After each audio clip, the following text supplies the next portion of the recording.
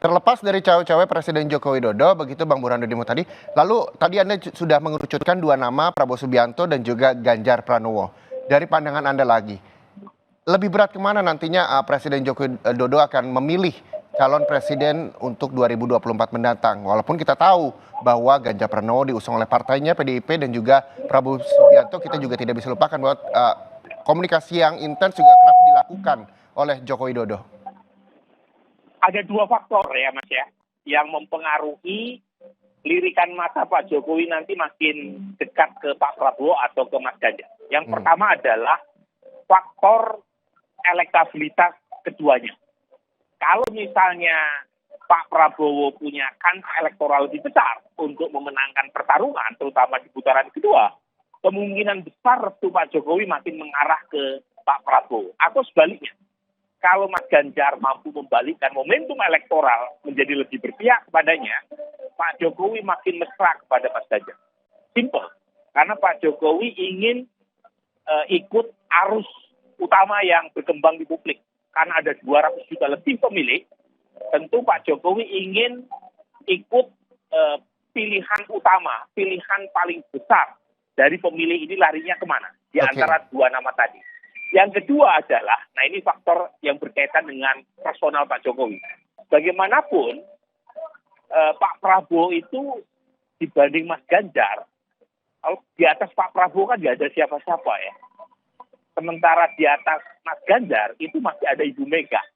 Jadi kalau berkaitan dengan siapa yang paling punya saham paling besar berkaitan dengan pemenang pemilu 2024, mungkin Pak Jokowi merasa kalau mendukung Prabowo Subianto, dia yang paling berhak untuk mengklaim sayalah kontributor utamanya.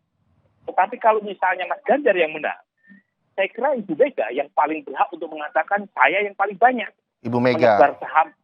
Jadi konstelasi antara dua kingmaker ini, Pak Jokowi dan Ibu Mega, itu juga menentukan secara personal arah Pak Jokowi kemana. Tetapi lagi-lagi, tidak bisa lepas dari yang pertama tadi. Kalau misalnya Mas Ganjar ternyata yang lebih dipilih oleh masyarakat, tercermin dari survei-survei, saya kira meskipun Pak Jokowi merasa Mas Ganjar di atasnya masih ada Ibu Mega, lirikan matanya akan tetap ke Mas Ganjar. Kecuali Pak Prabowo yang lebih punya peluang untuk menang. Ya, Bang, yang juga menarik ini dan menjadi pertanyaan publik, kapan nantinya Presiden Joko Widodo akan memilih antara dua nama tersebut? Apakah nantinya akan disebutkan dukungannya oleh Presiden Joko Widodo atau seperti apa? Dan keuntungannya apa untuk Presiden Joko Widodo? Seperti tadi Anda sampaikan bahwa sepertinya kita melihat bahwa Presiden Joko Widodo akan mengikuti arus siapa sesuai elektoralnya unggul begitu. Dampak terhadap Presiden Joko Widodo seperti apa?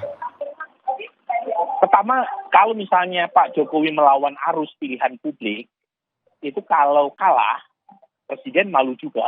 Karena bagaimanapun beliau ingin dianggap sebagai bagian dari kereta pemenang, bandwagon effect. Yang kedua, kalau misalnya dikaitkan kapan Presiden Jokowi mendeklarasikan, saya sendiri tidak terlalu yakin Presiden Jokowi akan mengumumkan secara eksplisit siapa di antara dua nama yang beliau akan pilih.